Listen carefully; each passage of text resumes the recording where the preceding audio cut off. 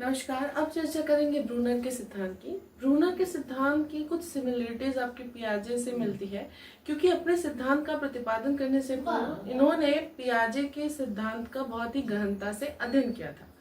उनकी विकास की अवस्थाओं का अध्ययन करने के बाद इन्होंने देखा कि बच्चा कैसे सीखता है या सीख सकता है, किस प्रकार से ज्यादा बेटर उसको सिखा सकते हैं।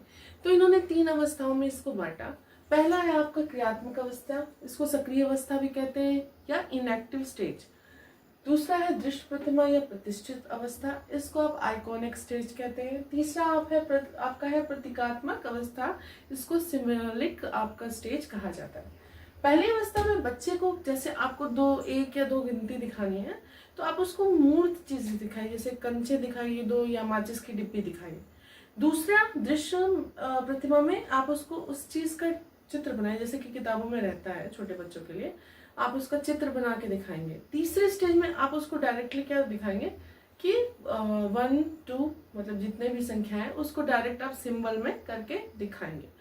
अगर इनकी बात की जाए तो अलग अलग जगह पे इसका अलग अलग ईयर स्टेज पाया गया है, लेकिन 0 से 3, 3 से 8, 8 से हमेशा के लिए कहीं पे देखा जाएगा, या कहेंगे इसको 18 माह तक है और ये 24 माह तक है, या फिर ये 7 ईयर और उसके ऊपर है। तो यहाँ पे इनकी अगर बात करें क्रियात्मक अवस्था की, तो इसमें मूर्त एवं प्रत्यक्ष अनुभव कराया जाता है कि आप उसको असली चीज दिखाओ सिखाने के लिए कि नहीं ये देखो 2 टॉफी है।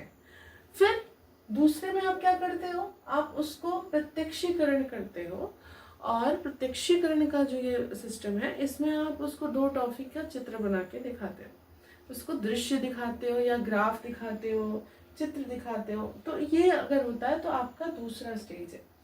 तीसरे स्टेज में आप उसको डायरेक्टली टू सिंबल दिखाते हो, मतलब इसमें संकेतात्मक या जो मूल अवधारणा है या तर्क कारण या अमूर्त विचार है उसको हम दिखाते हैं। तो ये इनकी 3 स्टेजेस हुई, लेकिन यही 3 स्टेजेस तक इनका सिद्धांत नहीं है।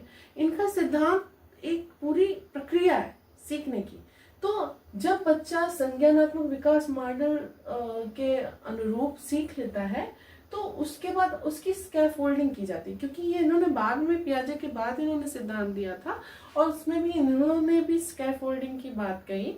और स्कैफोल्डिंग मतलब सहयोगात्मक निर्देशन और दक्षता संवर्धन के लिए इन्होंने बात कही है। जैसे कि हमने पिछले वीडियो में चर्चा की, स्कैफोल्डिंग मतलब एक टेम्पररी आप सपोर्ट दे रहे हो, जैसे आपको छत डालना है तो उसमें लकड़ी के आप वो लगाते हो, मतलब ढेर सारे गुटके और बड़ी बड़ी लकड़ियां सपोर्ट के लिए, बाद में वो जब स्टेबल हो जाता है तो निकाल लेते हो। तो इस तरह से टीचर या जो मोर नॉलेजेबल अदर है वो आपको एक स्कैफोल्डिंग देता है, एक टेम्पररी ढांचा देता है सपोर्ट के लिए। तो यहाँ पे उससे क्या होता है, आपकी दक्षता जो है यहाँ पे सीखा है, अब आपने सीख लिया, अब हम उसका संवर्धन करते हैं। तो संवर्धन करने के लिए स्कैफोल्डिंग की बात कही। उसके बाद इन्होंने तीसरा स्टेज जो देगा इसमें खोजपूर्ण अधिगम या अन्वेषण, इन ये पूछा भी गया क्वेश्चन कि अन्वेषण अधिगम या खोजपूर्ण अधिगम किसने दिया, तो वो ब्रूनर ने दिया है। तो इसमें खोज एवं समस्या समाधान से जो सीखता है, मतलब आप उसको डिस्कवरी लर्निंग कहेंगे, प्रॉब्लम सॉल्विंग कहेंगे, मतलब समस्या को समाधान करता है, उसको कोई प्रॉब्लम दी गई उसको वो खुद ही सॉल्व करता है और अपनी लर्निंग को और स्टेबल बनाता है। इसके बाद यहाँ पे लास्ट आपका टर्म जो इन्होंने दिया वो सर्पिल पाठ्यचर्या या स्पाइरल करिकुलम की बात की। ये करिकुलम आपने शायद ही हो सकता है सुना ही हो, लेकिन अगर नहीं सुना है तो इसकी हम चर्चा करेंगे। स्पाइरल आप ऐसे एक स्ट्रक्चर देखते हो जिसमें नीचे से ऊपर की ओर कठिनता, जो आपकी कठिनाई स्तर है बढ़ती रहती है।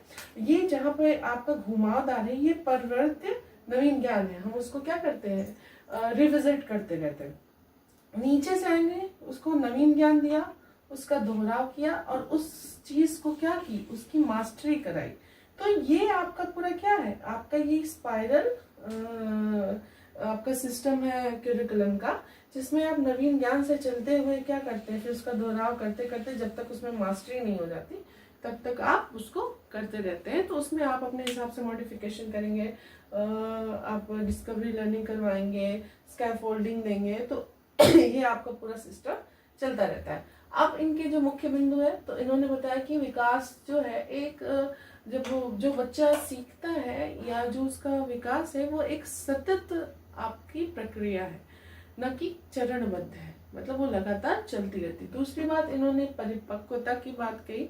बच्चा परिपक्वता से, पूर्व अनुभव से और जो अपना जो उसका स्व मूल्यांकन है उससे वो सीखता रहता है। और यहाँ पे इन्होंने अंतर्दर्शी चिंतन पे ज्यादा बल दिया, जैसे कि अंतर्दर्शी और बहिर्दर्शी चिंतन की बात कही गई थी, तो इन्होंने अंतर्दर्शी चिंतन पे ज्यादा बल। अब देखिए बच्चा खुद ही स्वयं से ही वो अलग अलग टाइप से अंतर्दर्शी चिंतन करके यहाँ पे सीख रहा है। इन्होंने प्रशिक्षण की भी बात कही और व्यक्तिगत एवं सामाजिक गुणों का भी इसमें समावेश किया। ऐसा नहीं कि इन्होंने अगर ये नहीं करते तो स्कैफोल्डिंग की बात कैसे करते, तो ये एक सामाजिक आपका टर्म भी है। और इन नियोजन, क्रियान्वयन और मूल्यांकन के थ्रू इन्होंने सर्पिल जो पाठ्यचर्या है, स्पाइरल पाठ्यचर्या, उसको भी यहाँ पे डेवलप करने की बात कही। और इन्होंने कहा कि भाषा विकास जो है वो आपका संज्ञानात्मक